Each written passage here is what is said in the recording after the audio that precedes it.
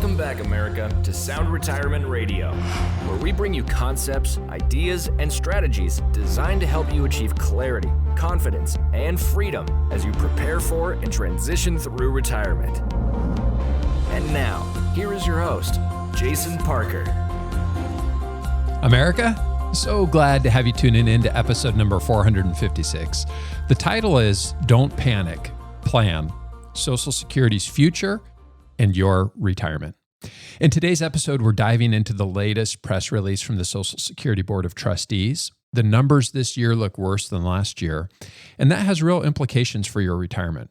More importantly, we're going to look at what this means for your financial future, what actions you can take now, and what reforms have been considered to help shore up the system.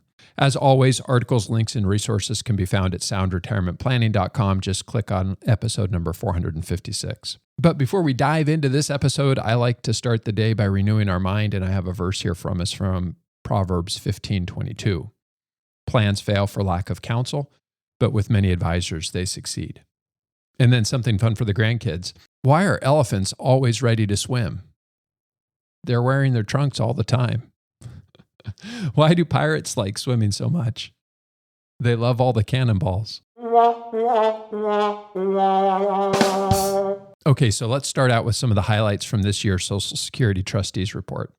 The Social Security Board of Trustees today released its annual report on the financial status of the Social Security Trust Funds, the combined reserves of the old age and survivors insurance and disability insurance, which is referred to as the OASI and DI trust funds, that are projected to have enough dedicated revenue to pay all scheduled benefits and associated administrative costs until 2034, which is 1 year earlier than projected last year, with 81% of benefits payable at that time.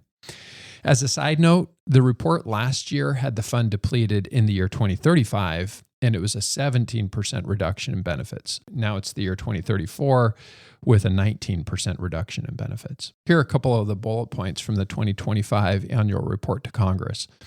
Number one, the reserves of the combined OASI and DI trust funds declined by $67 billion in 2024 to a total of $2.72 trillion. The total annual cost of the program is projected to exceed total annual income in 2025 and remain higher throughout the 75-year projection period. And total costs began to be higher than total income in 2021.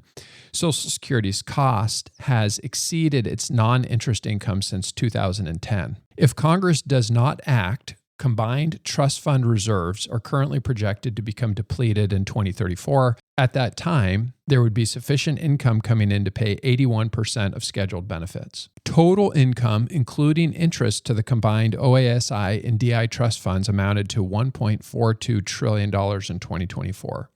That was $1.29 trillion from net payroll tax contributions, $55 billion from taxation of benefits, and $69 billion in interest. Total expenditures from the combined OASI and DI trust funds amounted to $1.48 trillion in 2024. The projected actuarial deficit over the 75-year long-range period is 3.82% of taxable payroll, higher than the 3.5% projection in last year's report. And then finally, the cost of $7.4 billion to administer the Social Security program in 2024 was a very low 0.5% of total expenditures. Social Security remains a valuable benefit. It's inflation adjusted, it provides tax-efficient income, it includes important features like spousal and survivor benefits, and delayed retirement credits can boost your monthly benefit if you wait to claim all the way up until age 70. That's the latest you would start your Social Security.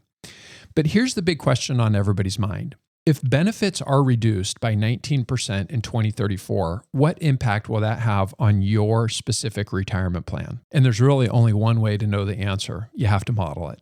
So in the Retirement Budget Calculator, our new Social Security strategy tool not only helps you identify how to get the most lifetime income between two spouses, but also does something most calculators don't. It shows you how your claiming decision impacts your total lifetime taxes and how much money you'll have left at the end of your life based on when you start Social Security. If you're looking at Social Security in isolation and only optimizing for how to get the most Social Security over two people's lifetime, it doesn't give you the full picture. It's only when you integrate it into your complete retirement plan that the trade-offs become clear.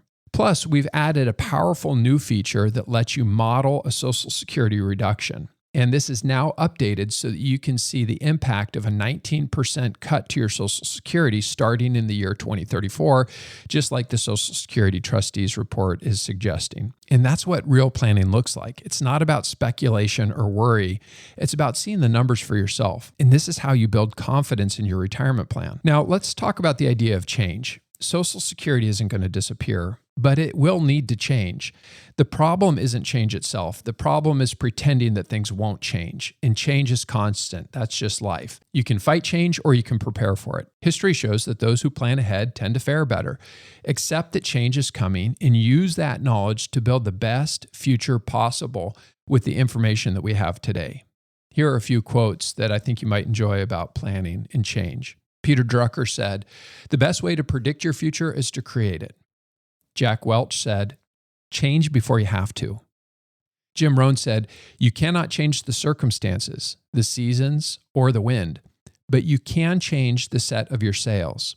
This is the way you take control of your life." Here's another important detail from the Trustees report. The Social Security system is only allowed to invest in special issue U.S. Treasury bonds.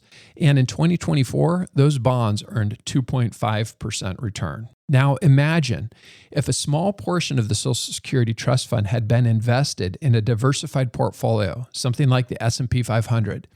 And yes, there's risks involved. But if even a small percentage of the contributions collected since 1937 had been invested in equities, earning historical average returns of around 10% per year, we likely wouldn't be facing today's conversations about benefit cuts or tax increases. Of course, we can't change the past. It's understandable that in the wake of the Great Depression, there was deep skepticism about investing in the stock market. But as we look to the future, I'm reminded of the quote, "The best time to plant a tree was 20 years ago. The second best time is today." Let's start planting those trees now so that our grandkids won't have to wrestle with the same solvency questions that we're facing today. Many state pension systems like CalPERS already invest in diversified portfolios. Canada and Norway have successful sovereign wealth funds that invest globally.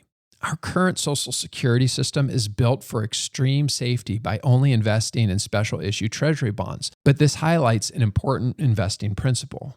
There's more than one kind of risk.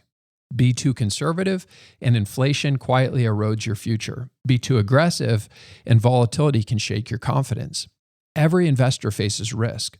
One path is a slow leak, the other is a sharp drop. The key isn't avoiding risk, it's balancing it wisely. If you're an elected representative listening to the show, here's my request. Stop thinking in terms of either or, safe or risky, and instead think in terms of both and. Funds that are needed soon should be invested conservatively.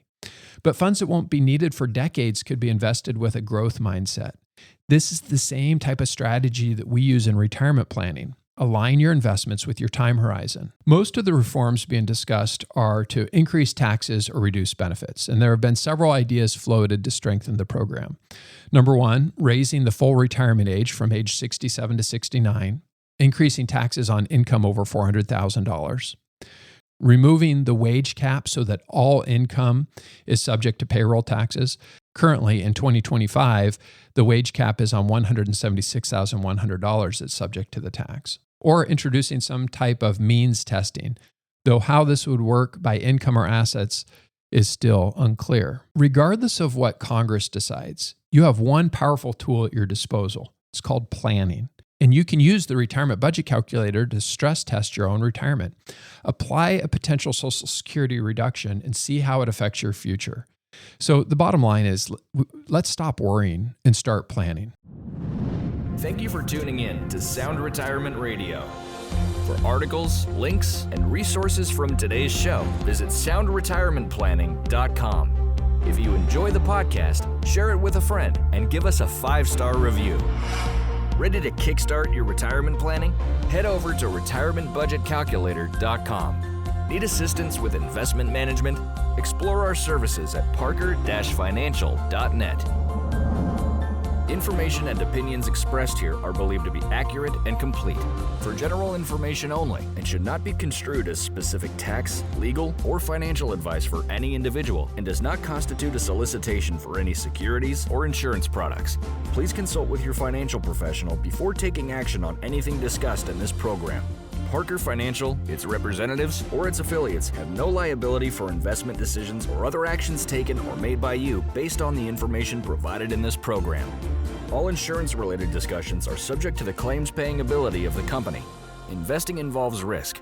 Jason Parker is the president of Parker Financial LLC, an independent fee-based wealth management firm located at 9230 Bayshore Drive Northwest, Suite 201, Silverdale, Washington. For additional information, call 360-337-2701 or visit us online at soundretirementplanning.com.